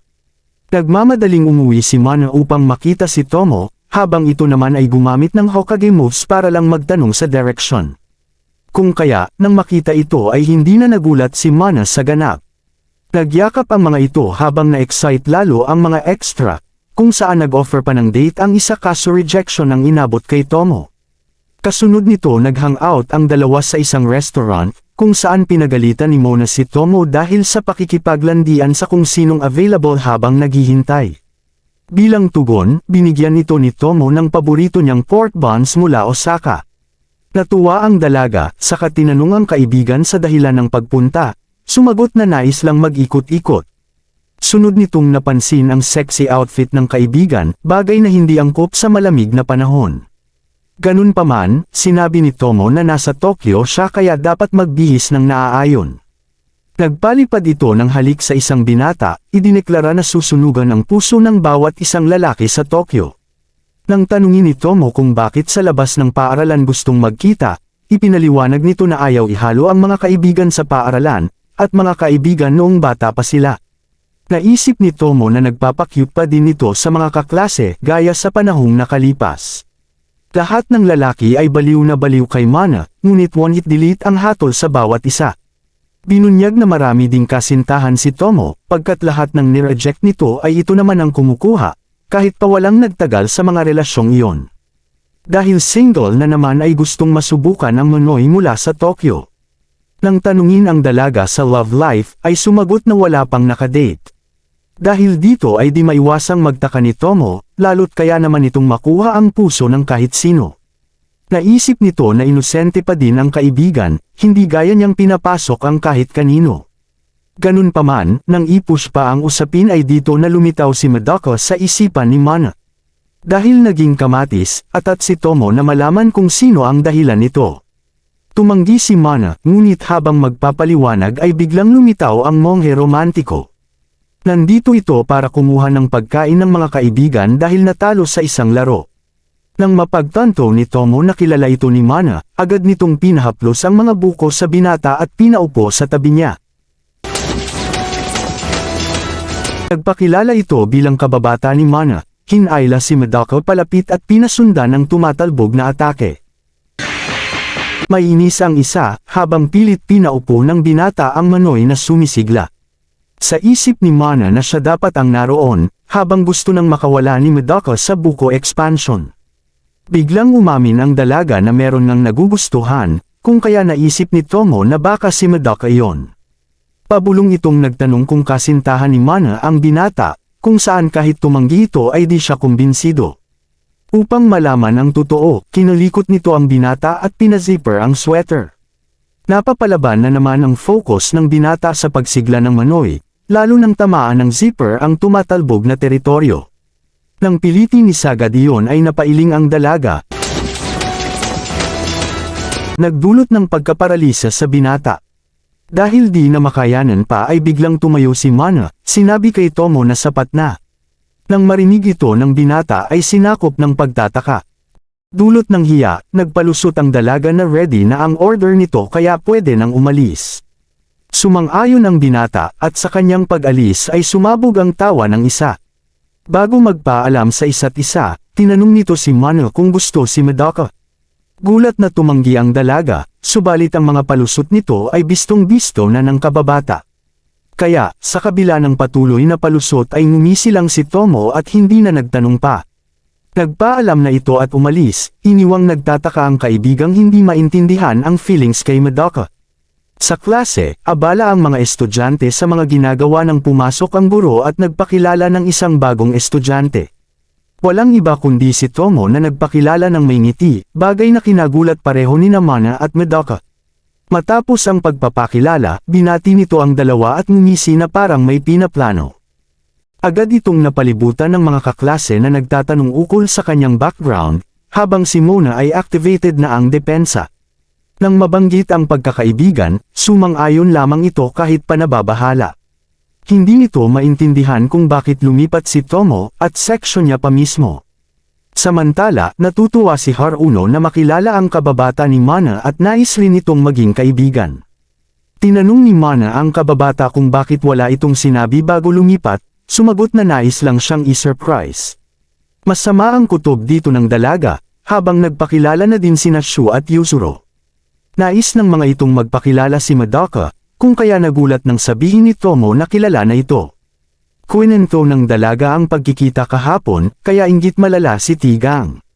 Samantala, nais ni Yuzuru na ipakita ni Tomo kung gaano ka-close ang friendship nito kay Mana.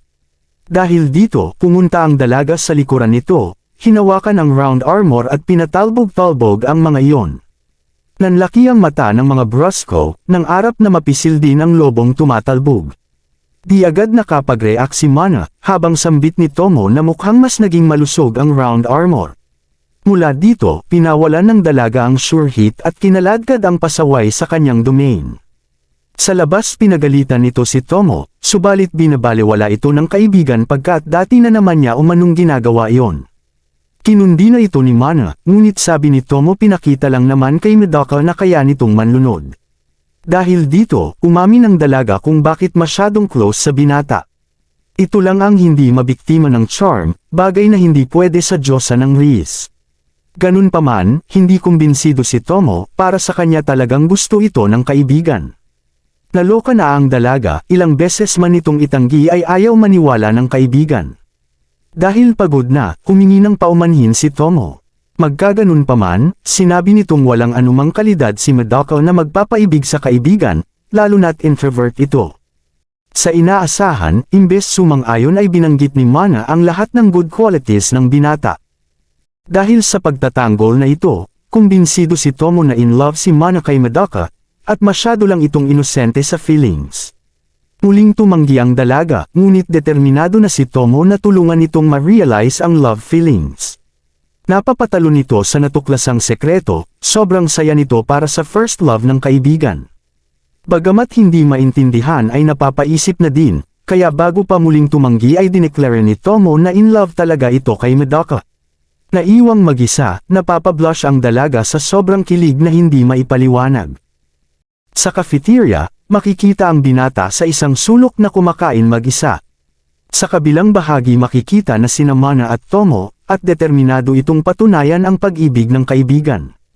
Sa una, kung mahal ni Mana si Madoka ay mahihirapan itong kumain habang pinapanood ang binata. Sinabi lang ng dalaga na kumain na siya kaya napunta sa ikalawa. Kung nanginginig ito sa pagkamis sa binata ay katunayan iyon, ngunit ayon sa dalaga na mas maayos ang araw pag di ito nakikita. Nalungkot si Tomo habang galit na pinatigil ito ni Mana sa mga walang kwentang hula. Sunod lumitaw sina Asahi at Shirahama sa gitna ng pagtatalo, at tila na-excite si Tomo. Nang makitang freshman ang mga ito ay agad niyakap ng mahigpit. Agad namang inalis ni Asahi ang balikat nito, na tila ba dumi ang dumampi sa kanya. Gihit nito na ayaw maging feeling close sa mga ekstranghero, ngunit niyakap ito lalo ng mahigpit ni Tomo pagkat humanga sa pagiging malamig ng dalaga. Napatitig sa mga ito si Mana, habang kinakabisa naman ito ni Shirahama. Napatanong si Mana kung sino ito, na agad nagpakilala ngunit nakatitig pa din. Sa isip nito ay kailangan mag-level up ng kaibigan, pagkat ang katunggali sa laban ay likas ang kagandahan. Matapos maalala ang pakay, pinaalalahanan nito si Asahi na may dapat pag-usapan sila ni Mana. Dahil dito, agad kinaladkad ni Asahi si Mana palabas. Sa una ay nagtanong ito patungkol kay Tomo, hanggang sa magtapat sa karibal na nakahalik na sa binata. Na-shock si Mana, habang lingid sa kanilang kaalaman ay mayroong nakamasid. Sa pagbalik ay nakita ito ni Asahi, ngunit umalis na tila walang sekreto ang nahayag. Pasikretong nagmasid ito sa kaibigan, at habang alam na sikat si Madoka sa mga chicks, ay napaisip sa mga sinabi ni Asahi kanina. Iba pa rin ang humulik sa naghalikan. Samantala, nasa stun duration pa rin si Mana dahil sa sinabi ni Asahi. Naguguluhan ito sa sariling damdamin, mahigpit na hinawakan ang dibdib at hindi maunawaan ang biglaang sakit sa loob nito. Samantala, habang nagmamasid ay nakumpirma ni Tomo na in love talaga ang dalaga kay Madoka. Napangisi ito, pagkat sa masakit na paraan pala mauunawaan ng kaibigan ang nararamdaman. Agad itong nagmungkahi ng isang welcome party sa kanyang pagdating, at nais imbitahin ni Mana sina Madoka at Asahi. Habang naliligo, napaisip ang dalaga sa alok ng kaibigan. Ayaw muna nitong isipin ang gagawing kalokohan ni Tomo, lalo't may mas dapat na problemahin. Bigla nitong naisip na kung nagpakis si Madoka ay parang kasintahan na nito si Asahi. Umapaw ang galit sa dalaga, ngunit naisip na hindi naman sinabi ni Asahi na magkasama sila ng binata. Ang pahayag na humulik imbes na hinalikan ay pahiwatig na one-sided ang nangyari. Bahagya itong nakaramdam ng ginhawa, ngunit nalito na at pinaalalahanan ng sarili na nais lang i-charm ang binata at hindi maging kasintahan. Sinubukan itong dayain ang puso at sinabing kay Asahi na kung kay Asahi, ngunit nang makita ang imahe ng sweetness ng dalawa ay kumulo sa galit. Ang resulta, naliligaw ang puso at isip nito sa kung saan. Sa isang istasyon, makikita na ang lima na naghihintay kina Madoka, Tomo at Mana. Sa pagdating, mahahalatang di nakatulog si Mana. Tinanong ito ni Haruno sa kalagayan, ngunit sinabing maayos siya kahit ang totoo ay hindi pumikit ang diwa kagabi. Pinush lang nito ang sarili na makapunta, upang pigilan si Asahi na makapuntos muli kay Madoka. Agad napansin ni Asahi ang eyebags ni Karibal, na pagtantong hindi na linaw na sa pisngi lang ang kiss at hindi sa lips. Sa kabila nito, nais niyang muling makascore sa binata. Ilang sandali pa, dumating si Madoka kasama si Tomo na hudyat ng kasunod na digmaan. Habang nagusisa ang mga tigang kung bakit kasama na naman ng binata si Tomo, hindi na maalaya ni Mana na nakatitig na pala sa lips nito. Dahil dito ay napashake-shake, upang alisin ang likot ng isipan. Agad nag-step in si Asahi para mag-good morning, kung kaya nag-flash step si Mana upang bumati din. Sa bigat ng laban, muling napagamit ng Queen's Hockey ang mga romansa. Sa kabilang banda, tahimik sumusuporta sina Shirahama at Tomo sa kanilang mga manok pampusta.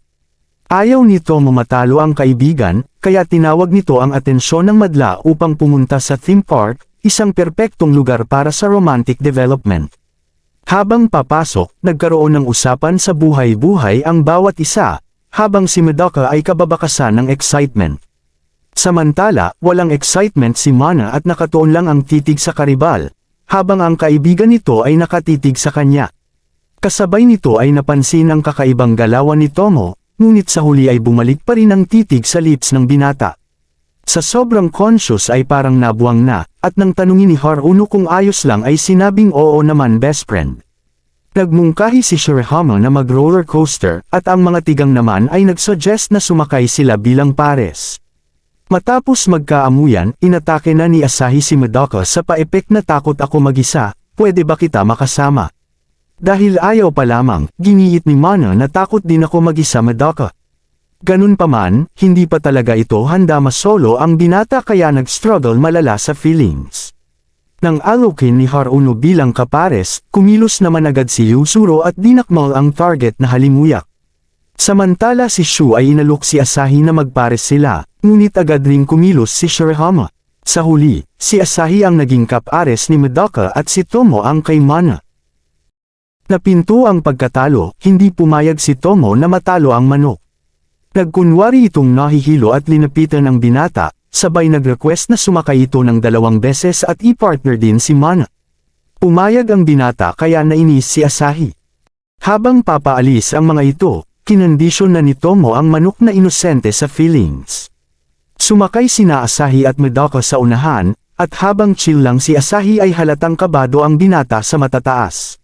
Nang magsimula ang ride, nag-Hokage-mose na si Asahi at hawakan umano ng binata ang kamay pagkat natatakot. Nakiliti man ngunit wala ng choice, kaya sa pag-akyat ng bagon ay umakyat din ang kaba sa ulo ng binata. Hindi nito alam kung dahil ba sa heights o sa init ng malambot na kamay ang pagbilis ng tibok ng puso.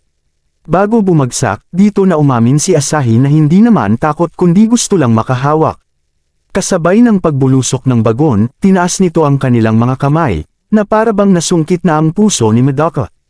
Habang nanunood sa ibaba, napansin ni Tomo ang pagkaloka ng kaibigan kaya pinuna, ngunit ayaw talaga umamin na kabado malamangan. Ngunit, nang bumababa na ang dalawa at makita ang ngisi ng karibal ay napipinsala. Tumindi lamang ang inis nito, nang mapag-alamang naghawak kamay pala ang dalawa. Nagpaliwanag si Madoka, ngunit ubos na ang pasensya ng Diyosa ng Riz pagkat lagi na lang nalalamangan sa digmaan. Dito na ito tinulak ni Tomo, na sinabing oras mo na ito girl. Sumakay rin ang mga ito sa unahan ngunit awkward, kaya sinubukan buhayin ni Mana ang usapan. Ganun pa man tila walang interes ang binata kaya nadismaya, ngunit sa panig nito ay di kasi makayanan ang alindog ng dalaga. Napunta ang isip ni Mana sa mga galawan ni Asahi kanina, ngunit ang paggamit ng parehong atake ay kahihiyan para sa Diyosa ng Riz. Dahil dito, tinanong na lang niya ang binata kung may gusto kay Asahi. Mabilis iyong tinanggi ng binata kaya nakaramdam ng ginhawa, ngunit hindi rin alam kung bakit ganito ang emosyon. Sa kabila nito, nagkaroon na ng confidence ang romantiko at tinanong si Romansa ng Hoy, nakaramdam ka na rin ba ng pag-ibig sa isang tao? Parang palaso iyong bumaon sa puso ng dalaga, na nagdulot ng pagka-paralisa para hindi makasagot. Dahil dito, maling akala ang binata na nasaktan niya si Mana. Pinasundan ito ng pagbagsak ng bagon, na naging hudyat ng katapusan ng usapan. Kaya, matapos bumaba ay parehong malungkot ang isa't isa. Lumapit sina Haruno at Tomo kay Mana, habang lumapit sina Shu at Yuzuru kay Madoka. Tugmok ang binata sa isip na may mali na namang nasabi, habang nanatiling lutang ang dalaga.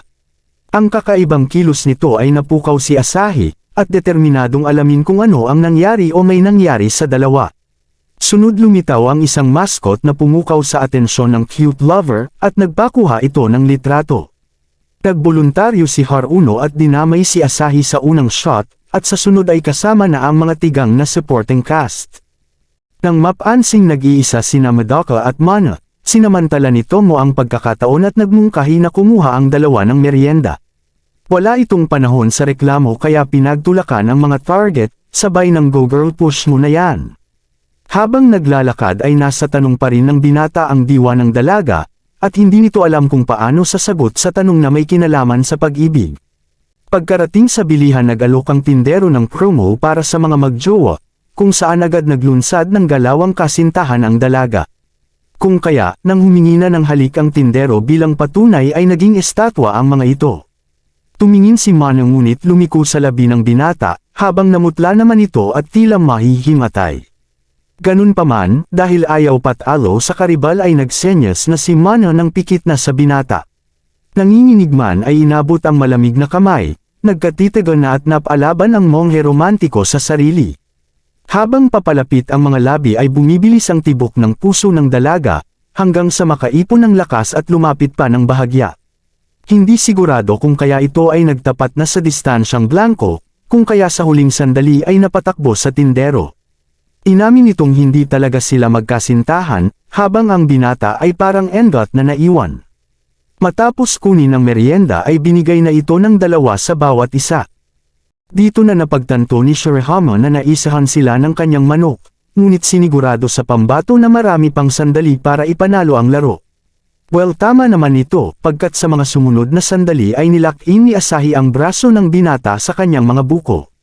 Nagpapasama ito sa anmang dako, at tinambakan malala si Mana sa talaan. Sa restroom, pinagsabihan ni Tomo ang dalaga na kung ayaw nitong natatalo kay Asahi ay mag-step up sa laro. Pilit nitong sinabi na di apektado, ngunit bistado ni Tomo na nag-aagawan ang mga ito sa isang monghe romantiko. Muling tumanggi si Mana sa feelings kung kaya nagbalik alaala kay Tomo ang nakalipas. Habang nagkikwento ang mga kaibigan ukol sa crush, wala itong pakipagkat-cringe.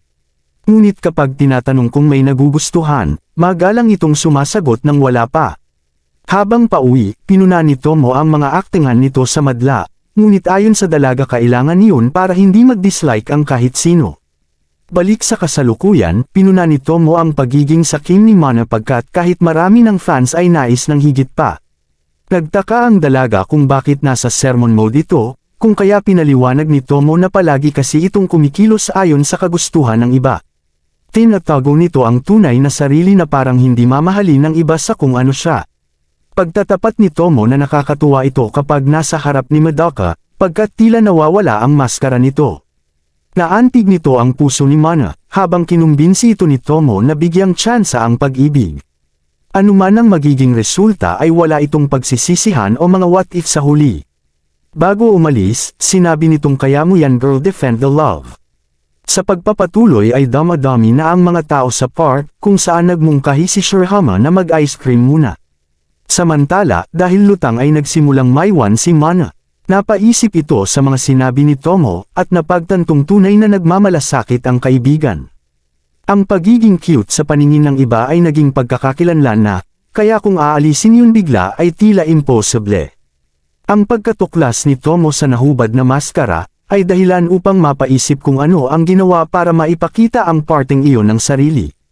Ayaw nitong matuklasan iyon ni Madoka, pagkat iyon ang marupok na parte ng kanyang sarili. Hindi na malaman ng dalaga kung ano pa ang dapat isipin, na muling nauwi sa pagtanggi sa nararamdaman at sa katotohanan. Kaya, matapos tumayo ay dito na napagtantong nag-iisa na lang siya sa isang dako, at nawala sa mga kasamahan. Tumingin-tingin muna ito sa paligid, at nang saktong tatawag na sana ay inabot ng stampede. Nagresulta yon upang mahulog ang smartphone sa fountain, kung kaya ganito na lang ang bulat. Dahil sira na ito ay wala ng pangkomunikasyon, rason para mapaupo na lang sa isang tabi. Sa paglipas ng mga sandali, nilapitan ang dalaga ng dalawang lalaki. Ang mga karakas nito ay halatang higit pa sa team gang kaya kinabahan ang dalaga.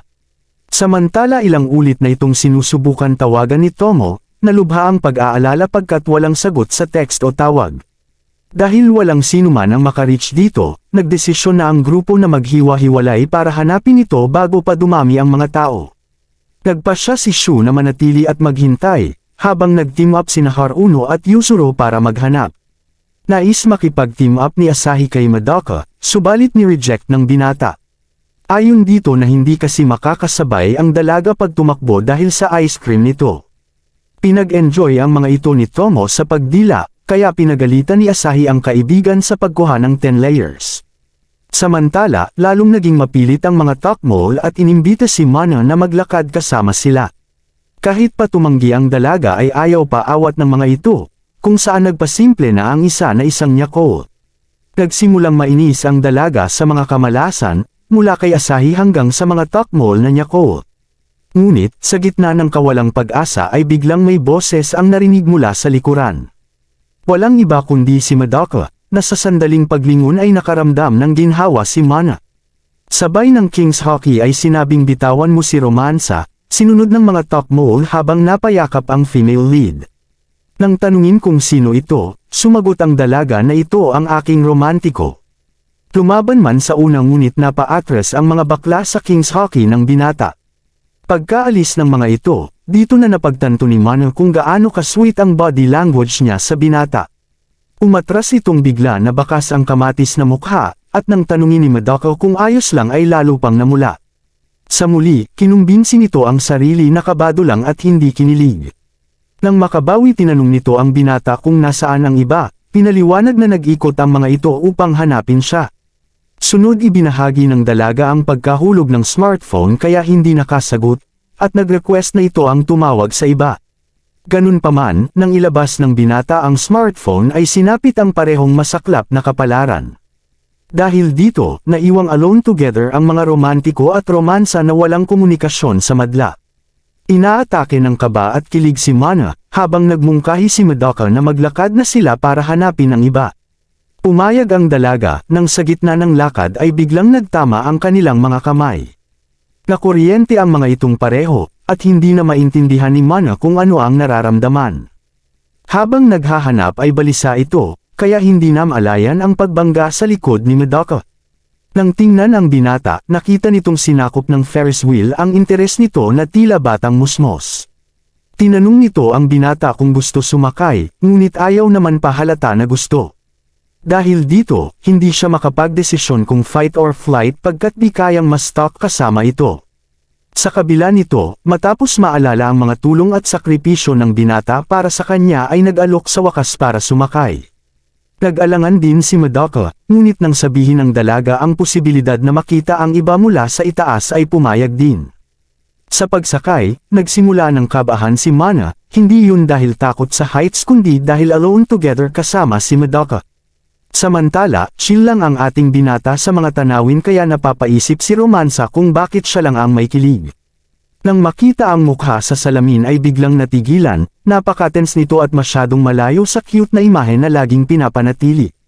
Panic mode na ito, lalo nang maalala ang mga sinabi ni Tomo ukol sa nahubad na maskara. Naisip ng dalaga na hindi ito ang unang beses, at nagbalik alaala ang mga sandaling nag-iiba ang emosyon kapag nasa paligid si Madoka. Ang kanyang inis, bigla ang kilig, at kahihiyan. Lagi niyang pinapakilala ang sarili sa madla bilang kaibig-ibig at perpekto, kung kaya bakit nawawala iyon kapag kaharap si Madoka. Umalangaw ang salita ni Tomo na si Madoka marahil ang kanyang unang pag-ibig, kung kaya sa pagbalik ulirat ay halos mabuang na sa pagtanggi. Pinutol iyon ng binata nang ituro ang isang tanawin, isang pagtatanghal na pumukaw sa interes ng dalaga at nais iyong makita. Tumayo ito, ngunit ang biglang paggalaw ay nagdulot ng mahika upang mapunta sa distansya ng delikadesa. Parehong nagulat ang mga ito, at sa muli ay di makilala ng dalaga ang isang parte ng sarili. Sa sobrang kilig, tinakpan nito ang mukha at pinagbawalan tumitig ang binata. Di nito maintindihan kung bakit nagkakaganito, at nang sa wakas maisip na baka in love ay ayaw tanggapin ang feelings. Paliwanag nito sa binata na nakakahiya ang sariling ito. Hindi cute at hindi perpekto kaya ayaw makita ng kahit sino. Mula dito, inamin ng binata na kakaiba nga ang mga kilos ng dalaga nitong mga nakaraan. Isang sandali ay nagtatampo ito o naiinis, ngunit sa sunod ay nakangiti na naman kaya napakahirap umano nitong basahin. Naisip ni Mana na tama nga si Tomo, na nakikita ng binata ang parte ng sarili. Hindi pa handa ang dalaga na tanggapin ang mga ito kaya yumuko, at Taranta naman nagpaliwanag si Madoka. Hindi sa pangit ang dalaga, sa katunayan ay nakakakilig umanong makita ang iba't ibang parte nito. Pag-amin nitong mas cute ang true self ni Mana na siya rin mismong problema niya. Saglit tumigil ang pagtibok ng puso ng dalaga, maraming beses na niyang narinig ang cute mula sa iba, ngunit iba ang pakiramdam nang magmula iyon kay Madoka. Sa tindi ng emosyon, napaisip ang dalaga kung ito na nga kaya ang pakiramdam ng umibig. Pilit mang dayain ang isip ay tumitibok ang matamis na katotohanan. Sunod nakita ng binata ang iba pa, kung saan may ngiting sinabi na nahanap na ang mga ito sa dalaga. Tuluyan namang sinakop ng pag-ibig ang romansa, at pinag-alala pa ang binata. Sa sandaling tumigil ang mundo sa pag-ikot, napaamin si Mana ng oo nga, ako'y umiibig na sa edad na 17. Habang naglalakad pabalik sa grupo, nagpahuli ang dalaga at ang dating cute na sarili nito ay naging mahiyain. Agad naman napansin ng binata ang mga pagbabagong nito, kaya muling napalaban dahil sobrang cute ito para sa kanya. Nang sandaling magkita-kita, agad niyakap ni Haruno ang bestie. Humingi naman ito ng paumanhin, habang ang iba ay nagpahayag ng pag-aalala. Nang mabanggit ni Shu na hindi makontak ang binata ay nagpaliwanag ito sa pagkahulog ng smartphone. Matapos asarin ni Tomo, biglang nag-meltdown ang dalaga dahil kinikilig pa din. Sunod na patanong si Karibal kung pinasok nito ang depensa ni Romantiko, na mariing tinanggi ng kamatis sa paraang kainahinala. Muli itong napansin ng binata at napaisip sa dahilan, sunod nag-alok si Yuzuru na kumain muna. Sa lahat ng ito, si Mana lang ang tumanggi at nagpaalam na para umuwi. Dahil sa mga kakaibang kilos na ito, nagdesisyon si Yuzuru na sabay-sabay na lang umuwi. Matapos magpasalamat si Tomo sa mga dumalo sa welcome party, nag-usap ang mga ito sa sunod na plano kung saan kababakasan pa din ng pagkabalisa ang dalaga sa tabi. Sa biyahe, humingi ito ng paumanhin sa kaibigan sa pagpapaikli ng naging enjoyment. Samantala, nagmasid si Tomo sa mga kilos nito na hindi bastang dahil lang sa pagod at may malalim na rason. Nang sabihing may kinalaman nito kay Medaka ay heto't na paghahalataan ang dalagang umiibig. Dahil sa patuloy na pangungulit ni Tomo, inamin ng dalaga na napansin ng binata ang nahubad na maskara, at nakyutan pa sa side na iyon ng sarili. Napapablush ito kaya na-interes si Tomo na magkwento pa, ngunit natatakot ang dalaga na baka mapagtawanan. Nangako si Tomo na hindi iyon gagawin, kaya mula sa boses na halos di madinig ay napaamin na nga na umiibig kay Medaka. Napangiti si Tomo pagkat di na naman iyon bago, at nang sawayin ni Mana dahil sa pagtawa ay lalo lamang itong kinulit. Matapos ang ilang sandali ng kulitan ay nakarating na rin sa destinasyon. Habang papauwi, biglang pinigil si Asahi ni Mana na hingal. Hindi alam ni Asahi ang pakay nito, ngunit pinagsabihang umuwi na lang dahil sobrang pagod. Ganun pa man, pinigil ito ni Mana pagkat merong sasabihin. Naiisip nitong magagalit si Karibal pagkat paulit-ulit nang tinanggi ang feeling sa binata, subalit dahil di na kaya ay lakas loob ng umamin na tunay na umiibig kay Medaka. Hindi kumibo si Asahi kaya mula dito ay humingi ng paumanhin si Mana. Gihit nito na totoong wala pang pag-ibig noon, subalit ngayon ay sigurado na sa nararamdaman. Imbes magalit huminga ng malalim si Asahi, sinabing sana ay hindi na nito napagtanto. Ngunit dahil narito na ito ay sinabing pagbubutihin na lang sa labanan. Inamin nitong nagsisisi ng pinagbigyan ng oras ang dalawa ng magkasama, ngunit giniit na walang karapatan ipagkait ang binata. Ang pag-ibig ay hindi sa kung sino ang nauna at hindi rin ito mula sa low ego. Para kay Asahi, ito ay nakukuha sa unang tingin gaya ng nangyari dito ngayon kaya walang dapat ihingi ng tawad. Napahanga si Mana sa cool na galawan ni Asahi, at napagtantong matindi ang Karibal sa binata. Matapos magpaalam at makatawid, inipon ni Mana ang lakas ng loob at buong tapang sinabi na hindi magpapatalo. Kinabukasan, makikitang nilagnat ang dalaga. Kahapon lamang ay na-fell in love kaya ngayong nilagnat ay asiwa sa mga pangyayari.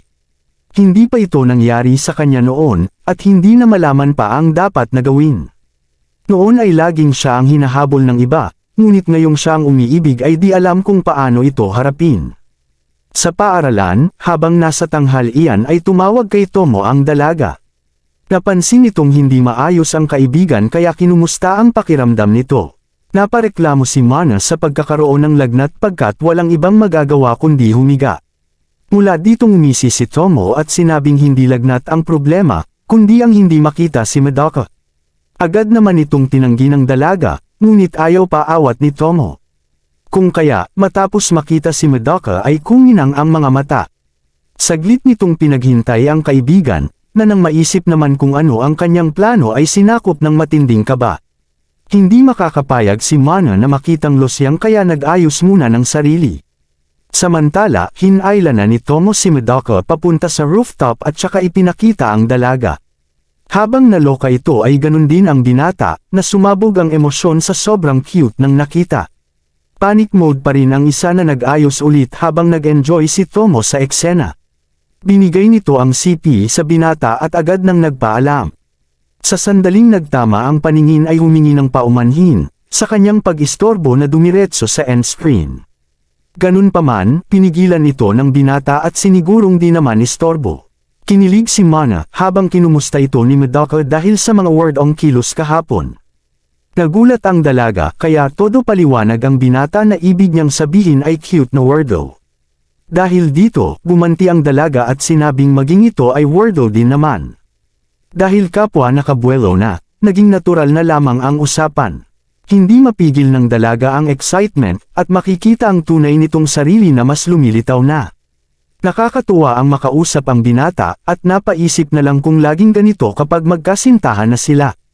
Kasabay ng matamis na imahinasyon biglang kumatok ang katotohanan na nagdulot ng kaba. Dahil ayaw malaman ng ina na may kalambingan, agad nitong nilagay ang CP sa ibaba. Habang nakaligtas ito sa pagkabisto, hindi nakaligtas ang binata sa mapansunog na tanawing nakikita. Sinubukan nitong magbabala, ngunit late na nag-sink in sa dalaga kung ano ang nais nitong iparating. Kaya, nang makitang bukas ang depensa ay binalibag ang siping hawak niya. Samantala, natagpuan ni Madoka ang sarili sa banyo upang maglinis ng kasalanan. Pinaalala nito sa sarili na ang isang monghe ay hindi pwedeng magpaka-romantiko sa isang romansa. Kinabukasan, gumaling na sa wakas si Mana at kasabay nito ay ang matinding determinasyon. Plano nitong mas maging close pa sa first love, saan mang dako magpunta ay isa lang ang nais na maging destinasyon ng kanilang istorya. Habang nagmamadali papunta sa eskwela, ay napansin ang mga pagbabago. Gamaan ang kanyang katawan pero mabigat pa din ang buko, at tila mas sumigla ang mundo. Matapos makita ni Haruno ay bumati ng magandang umaga at saka nagpatuloy. Sunod nitong binati sina Shirahama at Asahi, at sa puntong ito ay tunay na ang sarili. Sambit nito sa isip na hindi papatalo sa karibal, habang napansin ni Shirahama na tila nag-gear second na ito. Pagkarating sa klase nakipagkwentuhan muna ito sa mga tagahanga. Matapos ito ay huminga ng malalim bilang paghahanda sa iniibig.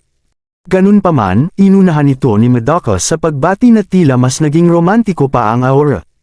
Nagdulot iyon ng matinding pagkapinsala na dahilan upang magkandaloko ang galawan at mahulog ang eraser. Mabilis nitong kinuha iyon, para matagpuan ang kamay ng binata na naglagay sa romantikong sandali. Ang simpleng physical touch ay sapat na para mawasak ang dalaga, kaya humingi ng paumanhin ang binata. Kaya nang tingnan nitong naging kamatis na, ay agad tumayo ang dalaga at nagpalusot na may sakit para takasan ang pinsala. Habang walang alam ang madla, pinipigil ni Tomo ang lubos na kasiyahan. Sa gitna ng pagtakbo, sumumpa si Romansa, na sa sunod na season ay mapapasagot na ang monghe romantiko. Maraming salamat sa mga sumubaybay sa serye, like and share naman dyan hanggang sa muli.